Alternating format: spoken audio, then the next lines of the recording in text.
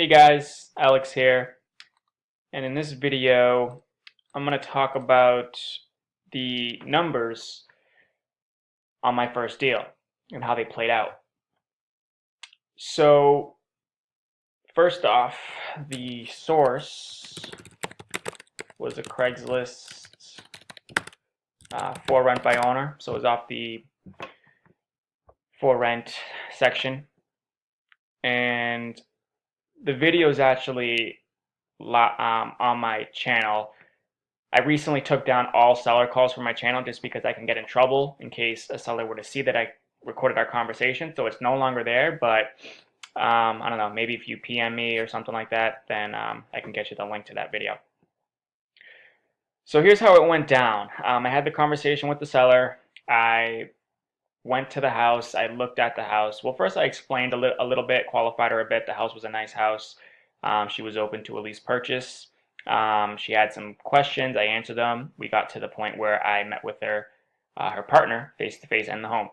The home was in great condition, just as advertised, and I got a letter of intent signed, which I should have gotten a short form lease purchase agreement. Because after talking to my attorney, we actually had to go back to the seller and get that form signed. So that's how it went down. I got the letter of intent signed, just giving me permission to market the home to my buyer list and to advertise it on the sites, Craigslist, Zillow. And what ended up happening was the seller actually found the buyer through their network. They're a really kind seller, honest seller. They referred them back over to me. We got the screening done, blah, blah, blah. I already had a video on this on my first deal. So if you want to kind of recap the story, you can go back to that. Here's how the numbers played out.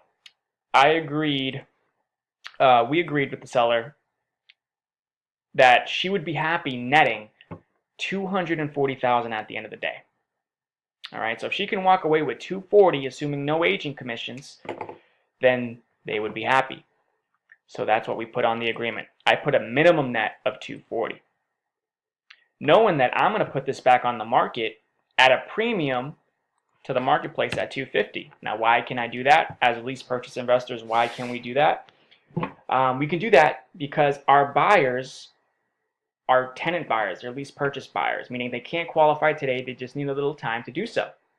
So because of that, whenever you sell an asset on terms, you can always offer it for a premium, right? If you have a car, you can either sell it all cash for a little bit of a discount, or retail if you can get it, or if you sell it by financing, you end up making a little more that way. You can sell it for a premium because they can't qualify today. Maybe that was a bad analogy with the car, but either way, when it comes to houses, you can offer more than what the market value is because the person can't qualify today and they will within a year or two, so you offer it for a little more.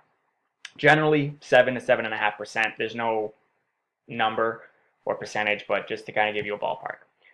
I knew I was looking in this price range for a buyer that had at least $10,000 down up front, where I can earn $5,000.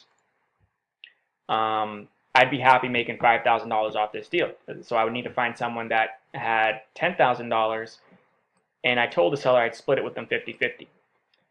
All right, so here were the terms with the seller. It was $240,000 price. They were looking for $2,000 in rent. There's really no spread here. That's pretty much retail. So if I were to stay in the middle, which I'm not looking to do, again, I'm still relatively new at this concept, this process. So I don't want to confuse myself with staying in the middle and dealing with tenants at this time, even though they would do all the repairs and whatnot and be less hassle. But still, I just want to focus on wholesale and lease purchase, wholesale and lease options. All right, so they were looking for $2,000 in rent. I told them that most buyers will need at least 18 to 24 months. Just a general rule of thumb.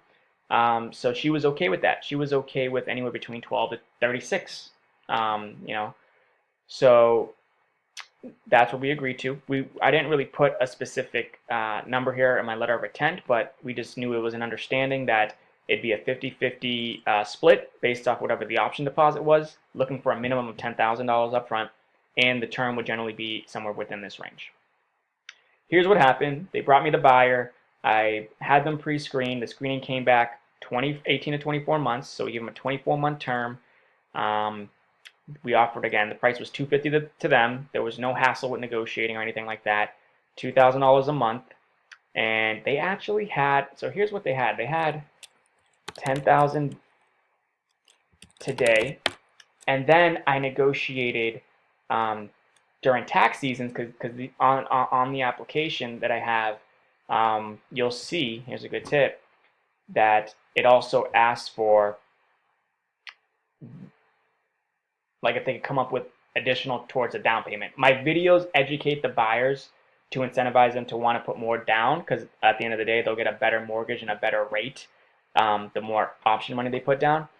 So in this case, they were able to put down $10K up front, and each tax season they could put down another $10K. Combined with they were a nice couple, they were family, had a good income, they just had a credit problem.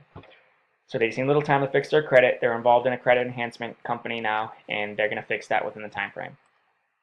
So they had 10 today, 10,000 at the end of year 1, and then another 10K end of year 2, totaling a $30,000 down payment option deposit. Right now, since I wanted to make this super simple, all I did was split this with the seller. What I can do in the future is actually split these payments too, which is pretty cool, right? You're basically giving yourself passive income every year. Pretty cool. Pretty damn cool, if you ask me. All right, where was I? Right, so they had 10K today. So what ended up happening, they sat down with my, well, they actually mailed me a check for $1,000 as a holding deposit, and I posted that to the Facebook group. We then set a time for them to meet with my attorney, who was also a newbie at this, and they met with the attorney. They put down the remaining $9,000 plus first month's rent to the seller. Here's another tip. In the future, I can actually keep that as compensation as well. These are just, things that I'm going to take into consideration for future deals to maximize my profits per deal. But in the beginning, we're just looking to get, the first one done as smoothly and quickly as possible, which, if you've seen the video from the last one, this is not a smooth one, unfortunately. It's pretty simple, as you can see on paper.